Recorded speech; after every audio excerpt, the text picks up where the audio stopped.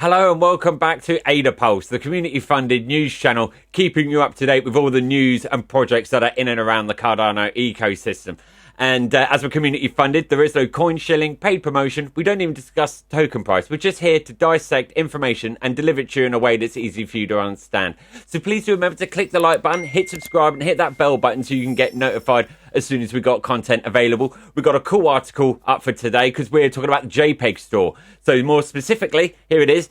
Buy, sell, and create digital collectibles at JPG Store. Probably the largest store of its kind. And this is an article by my great teammate LiberLion. So we're going to dissect and deep dive into the JPG Store. So I'm Josh, your presenter, stake pool operator of ATM. Let's crack on with this.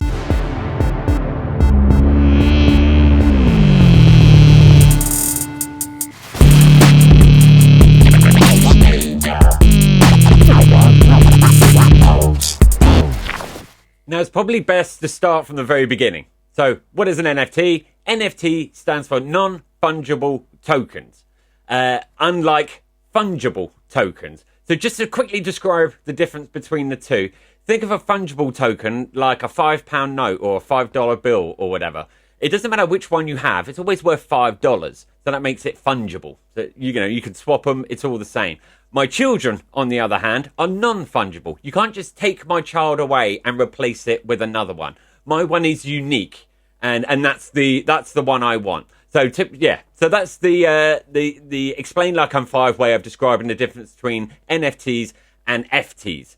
So FTs are also like ADA, ETH, BTC, that sort of thing. They're all issued on a blockchain and they're all equal to each other.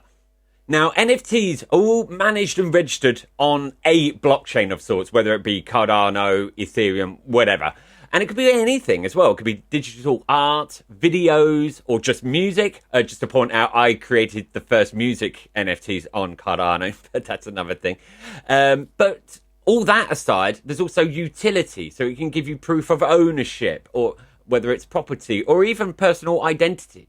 To identify each NFT, you have something called the policy ID, which is basically like a serial number for an NFT, whether it be a single NFT or a whole collection. So when you go and buy them, for example, you can double check the policy ID matches.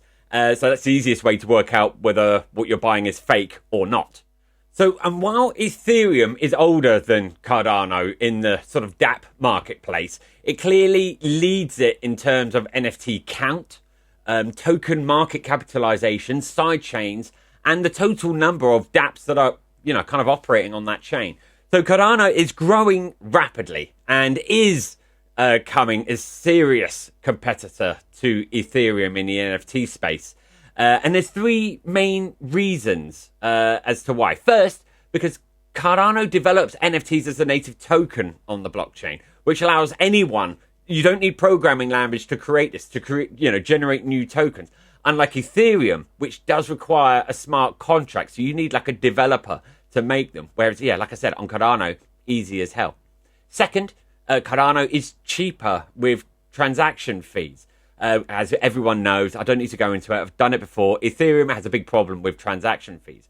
And third, it also has a higher rate of transactions per second. So that basically means you can send it faster.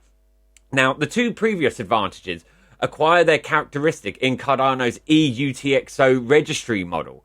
So that basically allows managing a greater number of shipments in a single transaction. So unlike Ethereum, with their account-based model, you can only send one token at a time. But if you've used something like drip drops or anything like that, you'll notice you can actually send multiple transactions in one go. So like I said, it's not just, it's cheaper and faster in that sense, and the fact you're just doing it all in one go.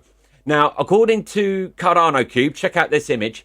Cardano records 30 developments on top of the NFT marketplace.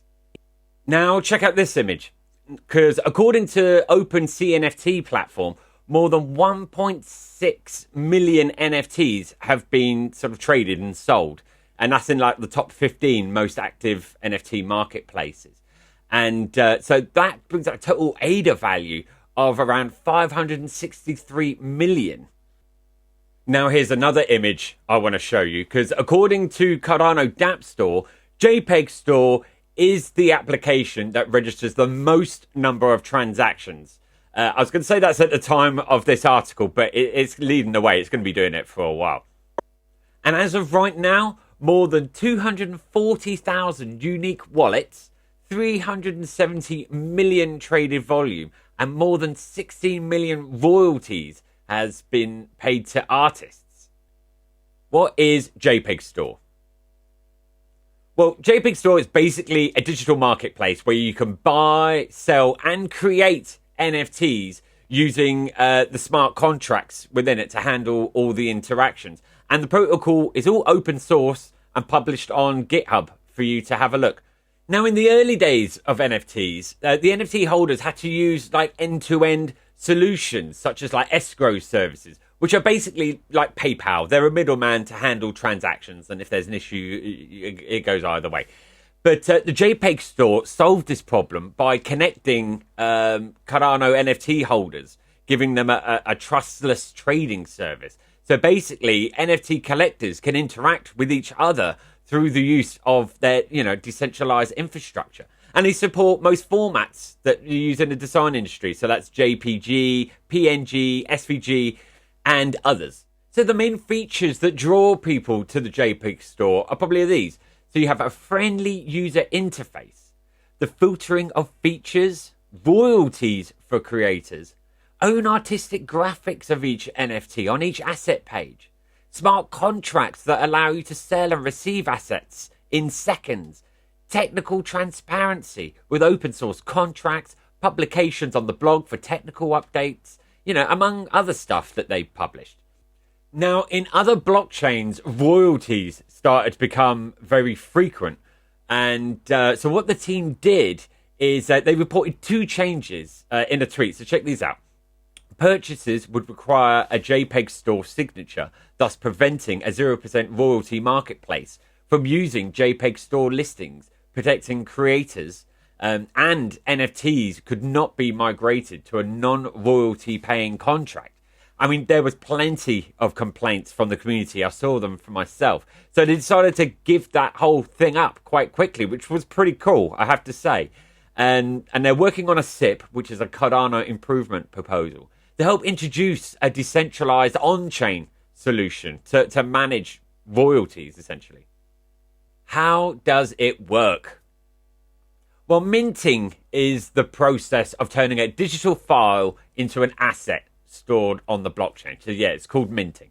So once minted, the NFT is basically available for purchase and sale or whatever. So to trade on the JPEG Store, a wallet with funds to purchase the NFTs is obviously required, plus collateral, which is a small amount, typically 5 ADA, which is reserved to combat malicious spamming attacks, that kind of thing. It can be recovered, though, at any time when you stop trading on the platform, essentially. So to operate, the wallet must be connected with the Connect Wallet button. The Cardano blockchain wallet supported on the JPEG Store are Nami, Eternal, Flint, Giro, Typhon, and NuFi. The cost of each transaction on the JPEG Store are charges 2% on sales, plus the native cost of operating on the Cardano network with transactions and smart contracts, and finally royalties for creators. The selling service includes these other costs. So you've got 1.5 ADA to list an asset on the smart contract, and 1.2 returned when the asset is delisted. 0.25 to upgrade an asset that is listed on the smart contract. Now, to sell an NFT, check out this video that they did. It's pretty cool. So it must be listed on the platform. Now, in the profile, choose My NFTs, and you will see all the NFTs in the wallet. Choose the one you want to sell, click on Sell NFT, enter the sale price, and click on Send Listing. Finally, it must be confirmed, obviously, with the wallet password. Now, JPEG Store also did a video on buying NFTs. So it's a separate video, so it's worth checking out. Both of these will be in the description below, so feel free to just check on that. But yeah, so to buy NFTs, wallets must be connected and the collateral configured. Then, so in the market section, select the Buy Now option. And to improve the search, it could be used a filter of, you can filter by collections or prices, or choose to see all the collections or only the verified ones. So there's loads of different ways you can filter it to, you know, find the NFTs you want. But once you've found the NFT, you basically click Buy NFT. And then naturally, you're asked to sign the transaction, typically with the wallet password. Then lastly, there's a creating side. So creators basically can start trading by, you pull down the creators menu and then clicking create your own collection. And then from there, you can use the Express Mint to produce a small collection or request the minting of a much larger collection. Now, the team recommends minting NFTs with a royalty token to get their art entitlement, which is automatically calculated during a sale by sending the charge to the wallet address minted in the policy or another designated thing by the creator. Now, to preserve the integrity and quality of the store, the team does review all submitted artwork and collections. Now, it's only possible to verify the collection if it respects the verification standards.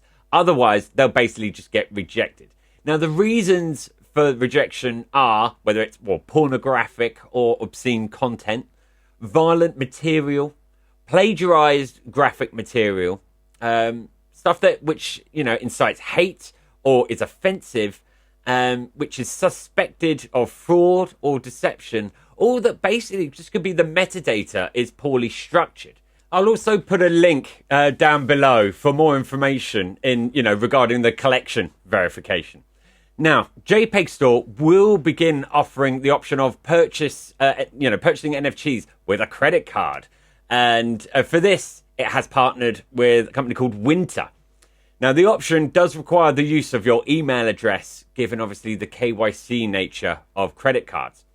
And the team recommends 3 platforms for consulting on NFT market activity. And that is CNFT Jungle, Open CNFT, and CNFT tools.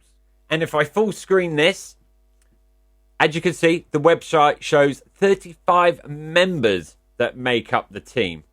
And it's also all on LinkedIn for you to have a look as well. And that brings us to the end of the article for today. Now, do remember to click the like button, hit subscribe, and hit that bell button so you can get notified as soon as we've got content available. And do share far and wide. We are an educational platform, and we do want to reach as many people as possible. Now, I'm Josh from ATM Stateful, your presenter for Raider Pulse. I'll see you next time. Thank you. Bye-bye.